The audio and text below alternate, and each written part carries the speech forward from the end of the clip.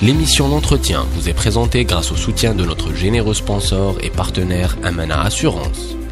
Amana Assurance, assurance de personnes, prévoyance, santé et voyage.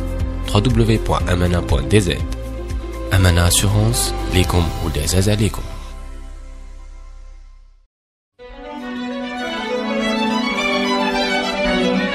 Pour bien s'entendre, il faut bien s'écouter. Rendez-vous sur M, la petite radio du Grand Maghreb. Amis auditeurs de Radio M, bonjour. L'entretien a le plaisir d'accueillir aujourd'hui deux éminents praticiens. Voilà, on va trouver la formule. Le docteur Ould Abdelrahman, spécialiste de la chirurgie cardiaque, professeur Ould Abdelrahman, bonjour. Bonjour. Le professeur et le docteur Bendib, spécialiste en imagerie médicale, professeur, bonjour. Bonjour. Nous sommes très contents de vous accueillir aujourd'hui parce que vous avez une actualité. Vous avez organisé ensemble et intervenu sur le deuxième séminaire dédié au cœur de l'enfant qui s'est déroulé donc séminaire le 16 et le 17 novembre dernier à l'hôtel Horacis. C'est un événement important. Première question, messieurs, pourquoi un séminaire dédié au cœur de l'enfant? Est-ce qu'il y a une problématique particulière de santé publique concernant le cœur de l'enfant en Algérie? Première question donc au président du conseil scientifique qui est le professeur Ould Abdelrahman. Merci. Le cœur de l'enfant intéresse tout le monde pour la simple raison que c'est assez fréquent, puisque dans la mesure où il représente à peu près 3 à 8 pour 1000 naissances, et qu'il faut qu'il y ait des solutions sur un problème de santé publique, dans la mesure où il y a très peu de centres qui pratiquent les interventions chirurgicales ou l'intervention de la cardiologie interventionnelle chez des enfants. Il se trouve en Algérie qu'il n'y ait qu'un seul centre. Donc il y a un problème de formation. Le centre, on le connaît un petit peu. On a tous eu quelqu'un dans la famille qui a eu affaire au centre de Bousmaïl, de la CNAS, de la Sécurité sociale. Donc. Oui. Et qui ne s'est pas reproduit ailleurs en Algérie. Il ne s'est pas reproduit pour le moment encore. Cependant, il faut déjà parler de quelque chose qui est important, c'est que sur une centaine de chirurgiens dans le monde, partout dans le monde, il y a généralement pas plus de 1 à 2 chirurgiens qui font l'enfant. Ce n'est pas pour dire que la chirurgie adulte est accessoire, ou bien elle est dévolue uniquement à des chirurgiens, de petits chirurgiens, pas du tout. C'est que la chirurgie pédiatrique est une super spécialité, dans la mesure où on est déjà chirurgien cardiaque, et puis on se penche vers la chirurgie cardiaque pédiatrique. Vous m'avez dit tout à l'heure que c'est une surspécialité. C'est une surspécialité, effectivement. Le problème, c'est qu'en Algérie, on ne peut pas créer 36 000 centres, parce que les équipes, il y a un problème de ressources humaines. Si jusqu'à présent, le centre dont vous parliez un instant, qui est le Bousmaïl, et je tiens à rendre hommage au professeur Hamlaji, qui a été le pionnier dans ce domaine, et il a formé, dont je suis l'élève moi aussi, il a formé des gens qui maintenant sont répartis, il a fait un SMH pratiquement sur tout le territoire national, toutes les cliniques privées du pays, et certains hôpitaux du pays sont effectivement liés à Bousmaïl par leur personnel, médical ou paramédical. Donc c'est un SMH qui s'est fait à partir de la clinique Bousmaïl, c'est une chose qui est importante. Je veux dire que Bousmaïl n'est pas, si on peut avoir 2 ou 3 salles opératoires, certes, mais ce n'est pas suffisant, ça n'est pas suffisant pour tout le pays. Cependant, la formation, si elle s'est faite là-bas, elle a permis quand même, ça il faut le dire, même parce que je considère que le secteur privé et le secteur public sont complémentaires dans la mesure où c'est un problème de santé publique. Et ben, l'SMH s'est fait, ce sont les équipes médico-chirurgicales, je dis bien médico-chirurgicales, pas que les chirurgiens. Il y a les réanimateurs, les cardiologues qui pratiquent un peu partout dans les cliniques privées du pays, aussi bien à Oran qu'à Annaba, qu'à Sétif, qu'à Chlef, et particulièrement à Alger, il y en a plusieurs. Effectivement, je pense que il y a eu un élevage qui s'est fait.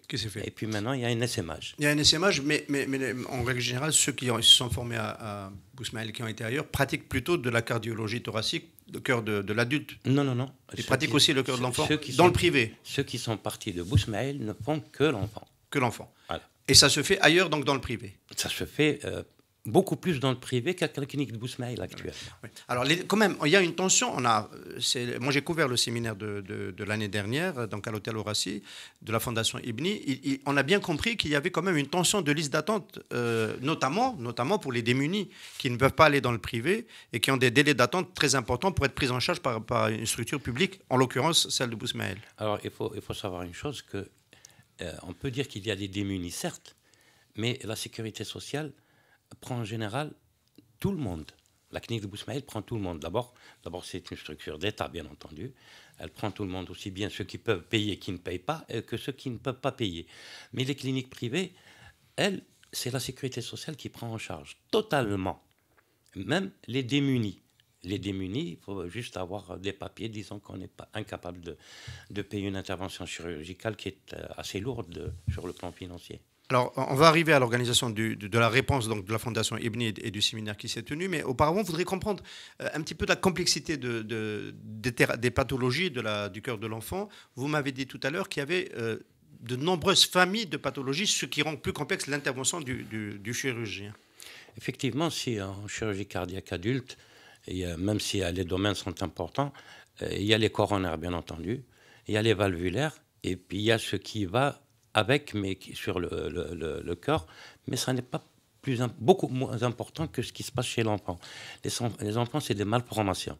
Et les malformations, on peut en avoir toutes sortes. Il y a celles qui guérissent, il y a celles qu'il faut opérer très tôt pour que ça s'améliore, mais il y a celles qui ne peuvent avoir que des palliatives. Parce que tout simplement, la seule solution qu'il y aurait, c'est de changer le cœur. Et changer le cœur, c'est tout à fait une autre paire de manches.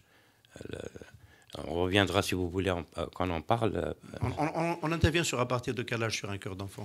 Un cœur d'enfant, ça peut s'opérer à partir du jour de la naissance. Un nouveau-né peut être opéré maintenant si son état nécessite l'intervention d'urgence. Il est opéré en urgence. Il y a des malformés quand c'est malade bleu, particulièrement.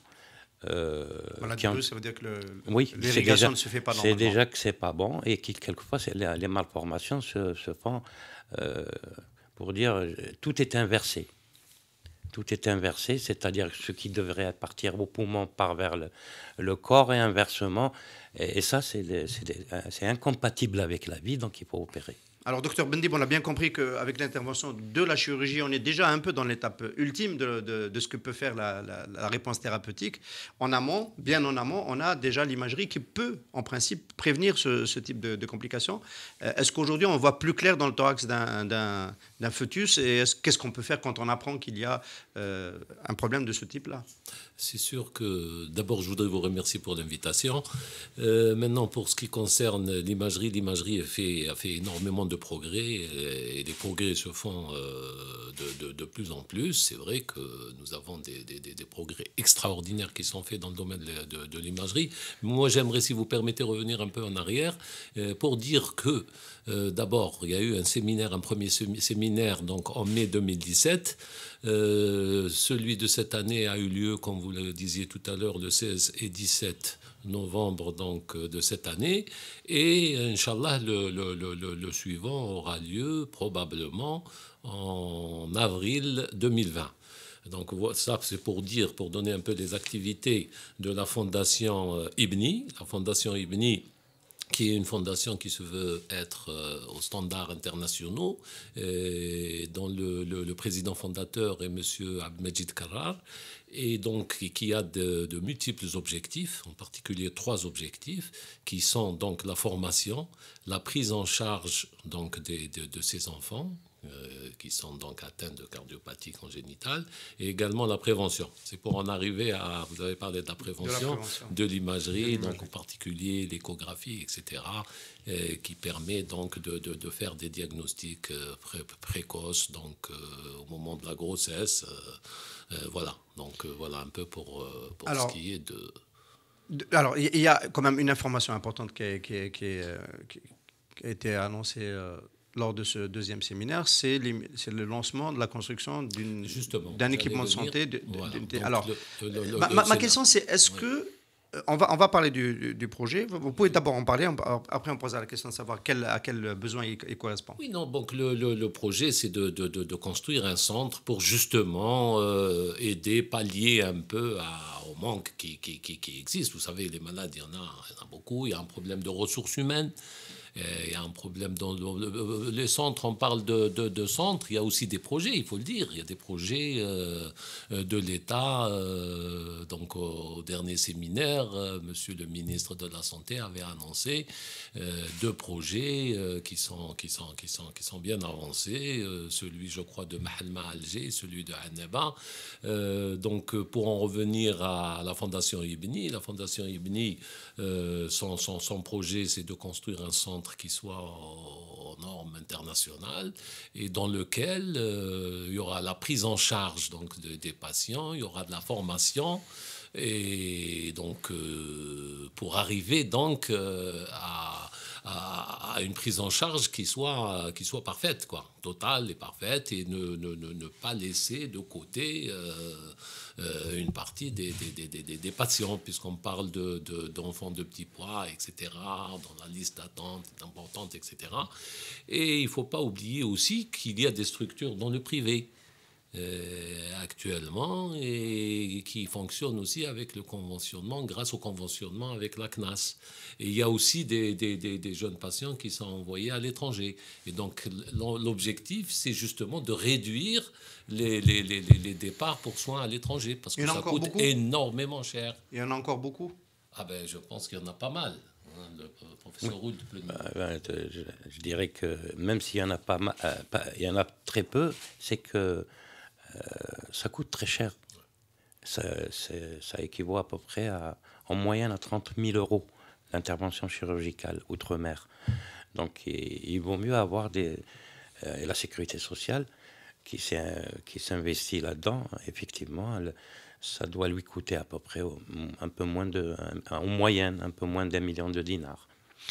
Pour qu'on ait une idée précise de l'évolution de cette maladie, elle est proportionnelle à l'évolution démographique. On ne peut pas dire que les conditions modernes de vie font que la propension à avoir des cœurs mal formés de nouveau-nés soit plus grande. Tout à fait. Parce que quand en 1962, on était 9 millions d'habitants, l'incidence était la même. 3 pour 9 millions, 3 pour 9, 27, ça fait maximum 2700 patients pour l'Algérie. Maintenant, c'est 40 millions et plus. Et les proportions sont tout à fait différentes. Maintenant, pour revenir un petit peu aux structures, il faut avoir de grandes structures, certes, mais on ne peut pas créer de structures dans toutes les wilayas, c'est impossible. Pour la simple raison, il y a le problème des ressources humaines, et puis moins on en fait, et plus on est moins bon. Donc il vaut mieux avoir à pratiquer plus souvent ce type d'intervention. Pour accumuler les expertises sur le même site. Ça devient une expertise. Sur le même plateau. Exactement. Donc il peut y avoir effectivement un centre à Annaba, un centre à Constantine, un centre à Oran, mais on ne peut pas avoir donc dans 48 wilayas. Vous m'avez expliqué qu'il n'y avait pas que le chirurgien qui était surspécialisé, il y a l'approche réanimation, l'approche anesthésie, etc., qui est spécifique. Tout à fait, la perfusion, c'est-à-dire celui qui fait le cœur-poumon artificiel, qui travaille sur le cœur-poumon artificiel, l'anesthésie, la réanimation, de tout petit, c'est quelque chose de très particulier. C'est je ne dirais pas que mes collègues qui font l'adulte sont moins bons, pas du tout. C'est une surspécialité, les gens activent là-dedans tout simplement. Et il y a une formation qui se fait dans ce sens. Donc il y a beaucoup à faire pour essayer parce que l'État algérien peut effectivement créer des centres, mais le problème c'est la ressource humaine.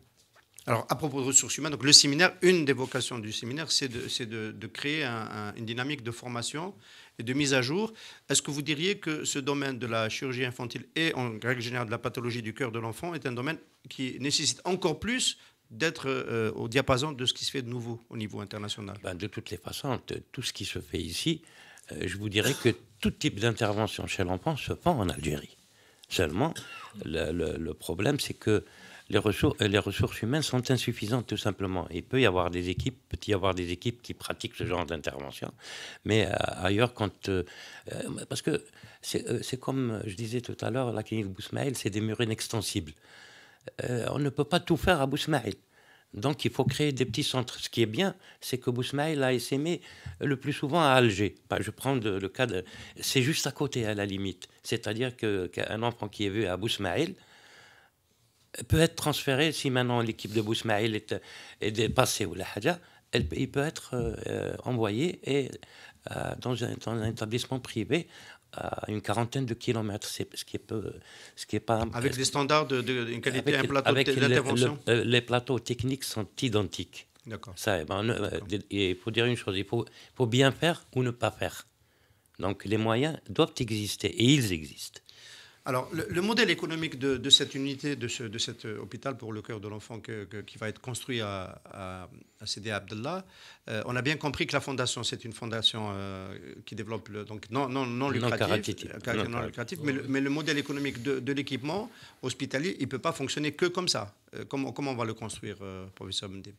Comment va fonctionner l'hôpital? J'ai pas bien compris votre question. Alors, l'hôpital, il est dédié au cœur de l'enfant en priorité. Mais Ah, d'accord. Vous parlez du fonctionnement de. Écoutez, au niveau de la fondation Ibni, on a réfléchi à tout ça, et effectivement, donc on a commencé déjà. À envoyer, il y a même des spécialistes qui sont partis en formation en Chine, etc. Et c'est très très important parce que le volet formation est très important. Et donc au niveau de cette structure, il y aura aussi de la formation qui se fera, formation médicale, paramédicale, etc. et le personnel d'accompagnement. Et donc cette structure fonctionnera. En parallèle, nous avons une association qui est l'association ADAM, l'association d'aide aux malades, et qui se chargera donc de prendre en charge les démunis, parce que vous comprenez très bien que cette fondation, pour qu'il y ait pérennité, pour qu'elle puisse, il faut absolument qu'elle s'autofinance à un certain moment. Donc les démunis seront pris en charge par l'association d'aide aux malades. Et donc,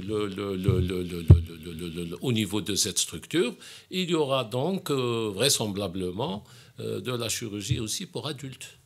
Ce qui permettra donc à la structure donc d'avoir des revenus, d'avoir des rentrées qui permettront donc à cette structure de fonctionner éternellement. Alors, je disais que j'ai assisté au séminaire de l'année dernière, j'ai vu les comptes rendus des séminaires de cette année. Il y a une partie d'expertise internationale importante donc, qui a assisté, et on a noté notamment les deux expériences de l'Espagne et de la Chine. Pourquoi l'Espagne et la Chine?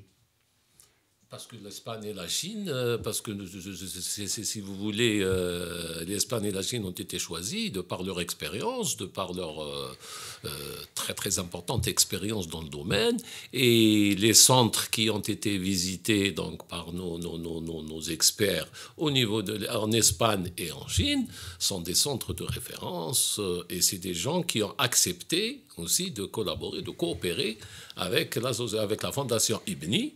Et donc, voilà, donc, nous estimons que c'est le meilleur moyen et la meilleure façon d'arriver, comme je l'ai dit tout à l'heure, à construire un centre qui soit aux normes internationales et qui soit au top niveau. C'est des partenaires. Ce sont des partenaires. Alors, peut-être un mot spécialement sur la Chine. On connaît, tout le monde ne le connaît pas, mais nous, journalistes, nous connaissons le tropisme chinois de M. Al-Majid Karrar, qui connaît très bien ce pays, avec lequel il a travaillé depuis l'époque Mao, d'ailleurs. Et aujourd'hui, dans le milieu médical en Algérie, est-ce qu'on a une connaissance suffisamment claire des capacités de ce partenaire? Toujours, c'est-à-dire le problème est là, c'est que les gens, moi je l'ai déjà dit, donc au peur de me répéter, on a tendance à aller vers l'Europe, vers la France, etc. Et on ne se rend pas compte que ce qui se passe en Asie est un développement extraordinaire. Il y a beaucoup de choses qui se font, la haute technologie dans tous les domaines, donc en premier dans le domaine médical, et au moindre coût, c'est ça.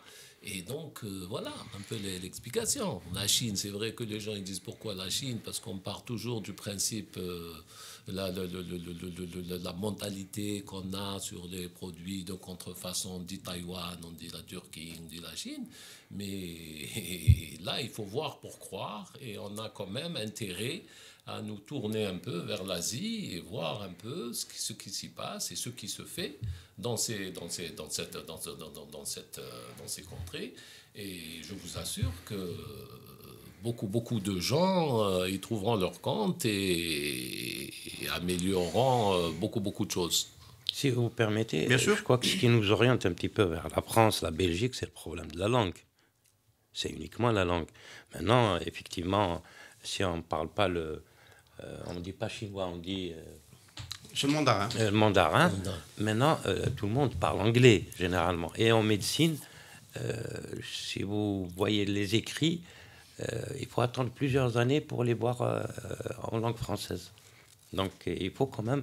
C'est pour ça que l'étudiant algérien, la langue française est nécessaire, bien entendu. Ça permet d'évoluer. Mais il faut aller vers la langue anglaise parce que c'est elle qui permet effectivement le contact avec l'étranger. En gros et en général, c'est l'anglais qui est pratiqué. Maintenant, vous voyez dans les facultés, dans les congrès, par exemple, je prends en France, tout le monde parle anglais. Donc la langue française, c'est la langue de littérature, pas plus. Voilà. Oui. Non, moi, je suis désolé de dire ça, mais c'est la réalité en sciences. On sait que c'est largement le cas. Alors, est-ce que cette expertise des Chinois, on sait il y a un centre en particulier qui est un centre référent par rapport au projet qui va finalement se localiser à Sidi Abdallah. Est-ce qu'ils vont intervenir dans la conception parce que j'imagine que dans la prise en charge thérapeutique, il y a déjà dans la conception la situation des blocs opératoires par rapport à la réanimation, par rapport aux autres services, etc. Est-ce qu'il y a une intervention dans le design déjà de l'équipement? Et comme l'a dit le professeur Ould Abdelrahman, donc c'est des partenaires et c'est des partenaires à part entière. Donc la réponse est là. Donc effectivement, ils ont une certaine expertise et effectivement, même sur le plan de la construction, etc. Et bien sûr qu'ils ont leur mot à dire. Et puis alors, le sujet du cœur de l'enfant, on n'en a pas beaucoup parlé en Algérie ces dernières années. On en parle notamment grâce à cette initiative de la Fondation Ibni. Est-ce qu'on a de bons résultats dans la prise en charge? Parce que on va se mettre à la place de celui qui dépense, entre guillemets, qui tient les cordes de la bourse au trésor public, etc. On se dit, voilà, on peut dépenser beaucoup sur un équipement, sur la formation, pour l'encadrement, etc. Mais est-ce qu'à la fin, on a de bons résultats? Est-ce qu'un enfant qui a été bien pris en charge au niveau chirurgical pour une malformation, est-ce que ça donne un adulte qui peut servir, entre guillemets, à la société et à sa famille? Merci pour cette question, parce que en matière de cardiopathie congénitale, il y a des maladies qui guérissent définitivement. Et ça représente la plus grosse partie. Il y a des pathologies qui sont pratiquement, pas qu'elles reviennent, mais qu'il faut réparer. Parce qu'avec l'âge, avec la détérioration de certains produits, on est obligé de réopérer ces enfants. Et puis, il y a des enfants qui sont uniquement traités par des palliatifs, tout simplement, parce qu'il n'y a pas de solution actuellement. On les améliore, on leur permet de vivre normalement, mais la durée de vie est limitée. Et puis, il y a bien entendu des pathologies non viables. Ça existe, il y a une déperdition qui se fait dès la naissance. Maintenant, pour ce qui est des résultats... Proportionnellement, c'est la première partie qui est la plus importante. Oui, bien sûr. Maintenant, pour ce qui est des résultats, quand on sait faire les choses, on sait bien les faire. Ou on ne les fait pas. Donc, les gens qui s'occupent de ce type de pathologie ici en Algérie, c'est que tout simplement, ils ont l'expertise et les qualifications pour en faire. Maintenant, quand on se fait opérer d'un corps au pied ou d'une appendicite, on peut en mourir. C'est connu. Il y a des gens qui sont morts d'appendicite. C'est-à-dire, séparation.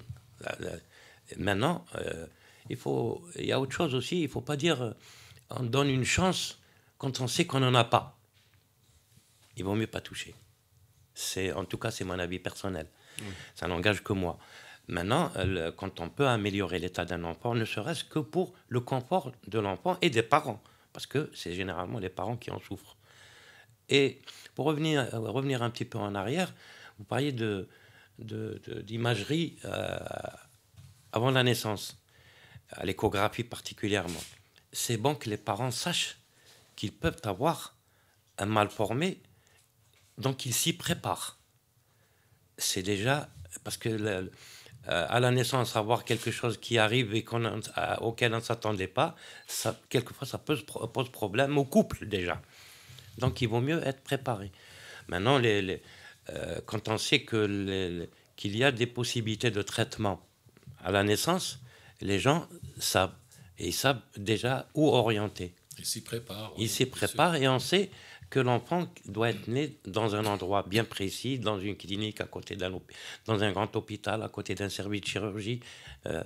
Donc, on se prépare. C'est là qu'intervient la prévention. Ça me fait penser qu'il y a un écosystème local à Blimsous, à Abou Smaïl, où comme les parents, c'est quand même les parents qui sont très impliqués, il s'agit d'enfants, Oui. essaient toujours d'habiter à côté. Donc, est-ce que ça va être produit sur les 8000 m² que prévoit Oui, mais l'assiette justement, quand on vous dit... Un hôtel qui a pour les parents. Oui, mais justement, quand on vous dit que ce projet de Sidi Abdallah comporte tous les volets, c'est la formation, donc avec la collaboration bien sûr des partenaires étrangers, c'est aussi la prise en charge. Un enfant en bas âge ne peut pas venir seul, donc de la maman, des parents, etc. Tout est prévu. Ça, vous pouvez être tranquille. C'est important dans la prise en charge. La qualité de la prise en charge thérapeutique, c'est très important. C'est bien sûr, bien sûr. Si tu permets, c'est que aussi bien la clinique de Bousmaïl, qui est un hôtel pas juste à côté, en bord de mer, effectivement dédié aux parents des trucs, les cliniques privées aussi ont compris ce problème. De deux choses une, où la maman est hospitalisée avec l'enfant, parce que c'est pas tellement pour aider, c'est tout simplement pour que ce soit humanisé. Vous verrez des réanimations où l'on voit à travers des vitres, comme dans votre régie ici, on peut voir l'enfant de l'autre côté. Donc, en l'occurrence ici, c'est une adulte. Hein. Voilà, on peut voir l'enfant de l'autre côté. Ça sécurise l'enfant qui voit ses parents et inversement les parents. Je crois que et les cliniques privées, je crois qu'elles ont toutes, peut-être pas à elles directement, mais les orientations sur des établissements qui peuvent, à l'époque, à Abou Smaïl, quand il n'y avait pas cet hôtel, il y avait le Courson Rouge, oui. qui était appelé chaque fois héberger des parents de patients. Je crois que c'est important pour l'humanisation de... Et pour en revenir aux séminaires, aux 2 séminaires qu'il y a eu, ce qui est important, c'est que ces séminaires ont permis l'échange de connaissances entre des sommités qui ont été invitées, étrangères qui ont été invitées, qui ont pu échanger donc avec nos référents, puisque nous avons des référents dans le domaine, et voilà. Et puis ça a permis aussi de se familiariser, puisque vous-même vous disiez tout à l'heure, on ne parlait pas du cœur de l'enfant, de ses pathologies, et ça permet à tous ceux qui tournent, qui gravitent autour de ces spécialités, donc la cardio, la pédiatrie, l'anesthésie-réanimation, de se familiariser un peu, de prendre un peu connaissance non seulement du projet, mais aussi de tout ce qu'il y a autour et surtout de ce qu'il y a de nouveau dans le domaine. Si vous permettez, bien sûr. Si il y a des experts sont venus, bien entendu, ça intéresse tout le monde de voir les expériences des autres.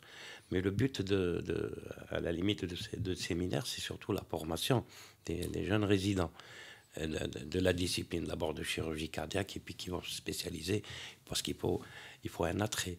Il faut les attirer. Et ça, c'est quoi l'attrait, justement, pour un chirurgien cardiaque, pour aller vers l'infantile? Pour la chirurgie cardiaque, c'est la complexité des choses. C'est ça qui fait que c'est une passion, tout simplement. Et puis sauver un enfant, ça doit être spécial quand même. C'est merveilleux. J'imagine. C'est merveilleux. Donc, tout ce qui se fait, en tout cas, tout ce qui s'est fait l'année dernière, il y a 1 an et demi, et cette année, c'est dans le but d'aider le résident et de savoir un peu tout ce qui se fait dans le monde avec les expertises étrangères. Donc, et de ce côté-là, si M. Carral s'est intéressé à l'enfant, il faut dire qu'il y a 2 problèmes qui ont aussi été toujours sur le bureau de M. le Président de la République, c'est le cancer et l'enfant. Oui. Et je crois que c'est pour ça qu'il y a eu son patronage. Oui, c'est important. Voilà. C'est important. L'agenda donc de avril 2020, c'est donc le 3e séminaire dédié au cœur de l'enfant. D'ici là, le chantier aura démarré, j'imagine. Ah ben, Inch'Allah, espérons, oui. Je pense On pourra avoir qu'il sera bien avancé d'ici là. Une projection sur la date de livraison. Inch'Allah. Voilà. Merci beaucoup, merci professeur Oula Abdelrahman, professeur Bendib, merci beaucoup de nous avoir fait revivre un petit peu cette expérience du deuxième séminaire dédié au cœur de l'enfant et des perspectives de la prise en charge de cette pathologie particulière. Nous vous remercions de nous avoir accueillis. L'émission L'Entretien vous est présentée grâce au soutien de notre généreux sponsor et partenaire Amana Assurance. Amana Assurance, assurance de personnes, prévoyance, santé et voyage. www.amana.dz. Amana Assurance, lekum ou des azalekum.